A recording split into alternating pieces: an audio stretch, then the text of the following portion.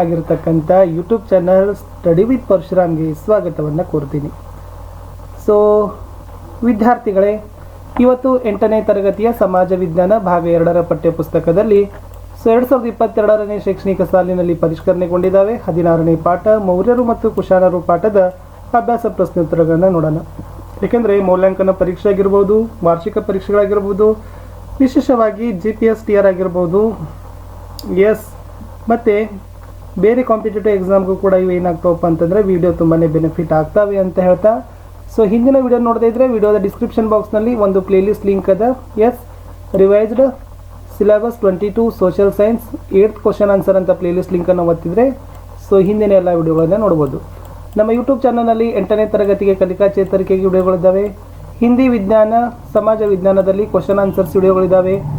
FASA model question papers ವಿಡಿಯೋಗಳನ್ನು ಸಹಿತ upload ಮಾಡ್ತಾ ಇದ್ದೀವಿ. ಸೊ ಮೇನ್ ಏನಂದರೆ ನಮ್ಮದೇ ಒಂದು ಟೆಲಿಗ್ರಾಮ್ ಗ್ರೂಪ್ ಅದ ಸ್ಟಡಿ ವಿತ್ ಪರಶುರಾಮ್ ಅಂತ, ಅದಕ್ಕೂ ಕೂಡ ಬಂದು ಜಾಯಿನ್ ಆಗಿ ಅಂತ ಹೇಳ್ತಾ, ಸೊ ಇವತ್ತು 8ನೇ ತರಗತಿಯ ಸಮಾಜ ವಿಜ್ಞಾನ ಭಾಗ 2ರ ಪಠ್ಯಪುಸ್ತಕದಲ್ಲಿ 16ನೇ ಪಾಠ ಇದೆ. ಮೌರ್ಯರು ಮತ್ತು ಕುಶಾನರು ಪಾಠದ ಅಭ್ಯಾಸ ಪ್ರಶ್ನೋತ್ತರಗಳನ್ನು ನೋಡೋಣ. ಅಭ್ಯಾಸ ಪ್ರಶ್ನೋತ್ತರಗಳು. ಪ್ರಶ್ನೆ 1, ಈ ಕೆಳಕಂಡ ವಾಕ್ಯಗಳನ್ನು ಸೂಕ್ತ ಪದಗಳಿಂದ ಪೂರ್ಣಗೊಳಿಸಿ ಅಂತ ಇದೆ. ಸೊ ಪ್ರಶ್ನೆ 1 ಅದರಲ್ಲಿ ಚಾಣಕ್ಯನು ಡ್ಯಾಶ್ ಎಂದು ಪ್ರಖ್ಯಾತನಾದನು ಅಂತ ಇದೆ. ಸೊ ಉತ್ತರ ನೋಡೋದಾದರೆ ಚಾಣಕ್ಯನನ್ನು ವಿಷ್ಣುಗುಪ್ತ, ಚಾಣಕ್ಯ, ಕೌಟಿಲ್ಯ ಅಂತಲೂ ಕೂಡ ಏನು ಮಾಡ್ತಾರಪ್ಪ ಅಂತಂದರೆ ಕರೀತಾರೆ. ಸೊ ಇಲ್ಲಿ ಕೌಟಿಲ್ಯನೂ ಕೂಡ ಏನಾಗಬೇಕು, ಬರಿಬೇಕಿತ್ತು. ಸೊ ಮುಂದಿನ ಪ್ರಶ್ನೆ, ಮೌರ್ಯರ ರಾಜಧಾನಿ ಯಾವುದು ಅಂತ ಕೇಳಿದ್ದಾರೆ. ಸೊ ಮೌರ್ಯರ ರಾಜಧಾನಿ ಯಾವುದು ಅಂತಂದರೆ ವಿದ್ಯಾರ್ಥಿಗಳೇ ಪಾಟಲಿಪುತ್ರ ಅಂತಕ್ಕಂಥದ್ದು ಸರಿಯಾದ ಉತ್ತರ.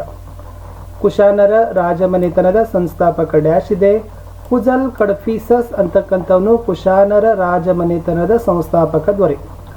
ಕನಿಷ್ಕನ ರಾಜ್ಯಾಳ್ವಿಕೆಯ ಹೊಸಯುಗವನ್ನು ಡ್ಯಾಶ್ ಎಂದು ಕರೆಯುತ್ತಾರೆ ಅಂತ ಪ್ರಶ್ನೆ ಇದೆ. ಸೊ ವಿದ್ಯಾರ್ಥಿಗಳೇ ಉತ್ತರ ನೋಡೋದಾದರೆ ಅದನ್ನು ಶಕಯುಗ ಅಂತ ಕರೀತಾರೆ. ಕನಿಷ್ಕನ ರಾಜಾಳ್ವಿಕೆಯ ಹೊಸಯುಗ. ಪ್ರಶ್ನೆ 2, ಸಂಕ್ಷಿಪ್ತವಾಗಿ ಉತ್ತರಿಸಿರಿಯಲ್ಲಿ. ಸೊ ಫಸ್ಟ್ ಕ್ವಶನ್ ಕೇಳಿದ್ದಾರೆ, ಅಶೋಕನ ಕಾಲದ ಪ್ರಮುಖ ನಗರಗಳನ್ನು ಹೆಸರಿಸಿ ಅಂತ ಇತ್ತು. ಮುಖ್ಯವಾಗಿ ಅಶೋಕನ ಕಾಲದಲ್ಲಿ ಕೆಲವೊಂದಿಷ್ಟು ನಗರಗಳಿದ್ದಾವೆ. ಅವುಗಳಲ್ಲಿ ಪಾಟಲಿಪುತ್ರ, ತಕ್ಷಶಿಲ, ಉಜ್ಜಯಿನಿ, ಕಳಿಂಗ ಮತ್ತು ಸುವರ್ಣಗಿರಿ ಅಂತ ಬರ್ತದೆ. ಇವು 5 ಕೂಡ ಏನಪ್ಪ ಅಂತಂದರೆ ಅಶೋಕನ ಕಾಲದಲ್ಲಿರ್ತಕ್ಕಂಥ ಪ್ರಮುಖವಾಗಿರ್ತಕ್ಕಂಥ ಪ್ರಸಿದ್ಧವಾಗಿರ್ತಕ್ಕಂಥ ನಗರಗಳ ಪಟ್ಟಿಯಲ್ಲಿ ಸೇರ್ಕೊಂಡಿದ್ದಾವೆ. ಪ್ರಶ್ನೆ 2, ಅಶೋಕನ ಆಡಳಿತದ ಬಗ್ಗೆ ವಿವರಣೆ ಕೊಡಿರಿ ಅಂತ ಪ್ರಶ್ನೆ ಇತ್ತು. ಉತ್ತರ ಇದೆ, ಅಶೋಕ ವಿವಿಧ ಕೇಂದ್ರಗಳಿಂದ ವಿಶಾಲವಾದ ಭೂಪ್ರದೇಶದ ಆಡಳಿತವನ್ನು ನಡೆಸಿಕೊಂಡು ಬಂದ. ಎಲ್ಲ ಕೇಂದ್ರಗಳು ರಾಜನ ಆಶೋತ್ತರಗಳನ್ನೇ ಸಾರಿದವು. ಶಿಲಾಶಾಸನಗಳು ಮತ್ತು ಕಂಬ ಶಾಸನಗಳು ಅಶೋಕನ ಕುರಿತು ವಿವರಣೆಯನ್ನು ಕೊಡ್ತವೆ. ಕಳಿಂಗ ಯುದ್ಧ ಸಂಭವಿಸ್ತದ. ಈ ಕಳಿಂಗ ಯುದ್ಧದ ನಂತರ ಅಶೋಕ ಏನಾಗ್ತಾನಪ್ಪ ಅಂದರೆ ಬದಲಾಗ್ತಾನೆ ಅಂತಕ್ಕಂಥದ್ದು ಇತ್ತು. ಪ್ರಶ್ನೆ 3, ಕುಶಾನರು ಯಾವ ಸಂತತಿಗೆ ಸೇರಿದವರು. ಸೊ ಕುಶಾನರು ಯೂಚಿ ಅಂತಕ್ಕಂಥ ಸಂತತಿಗೆ ಸೇರಿದ್ದಾರೆ. ಪ್ರಶ್ನೆ 4, ಕನಿಷ್ಕನ ಸಾಮ್ರಾಜ್ಯದ ವಿಸ್ತರಣೆ ಎಲ್ಲಿಯವರೆಗೆ ಹರಡಿತ್ತು. ಉತ್ತರ, ಭಾರತದಲ್ಲಿ ಕನಿಷ್ಕನ ಆಳ್ವಿಕೆಯ ವ್ಯಾಪ್ತಿಯು ದಕ್ಷಿಣದ ಸಾಂಚಿ ಹಾಗೂ ಪೂರ್ವದ ಬನಾರಸ್ಸಿನವರೆಗೆ ಹರಡಿತ್ತು. ಮಧ್ಯ ಏಷ್ಯಾವನ್ನು ಒಳಗೊಂಡ ಇವನ ಆಳ್ವಿಕೆಯು ವಿಶಾಲವಾದ ಸಾಮ್ರಾಜ್ಯವನ್ನೇ ಹೊಂದಿತ್ತು. ಸೊ ಕನಿಷ್ಕನ ರಾಜಧಾನಿ ಪುರುಷಪುರ ಅಂತ ಬರ್ತದೆ. ಕನಿಷ್ಕನ ಕಾಲದ ಮತ್ತೊಂದು ಮುಖ್ಯ ನಗರ ಯಾವುದಪ್ಪ ಅಂದರೆ ಮಥುರಾ ಅಂತ ಏನಾಗ್ತದೆ ಬರ್ತದೆ.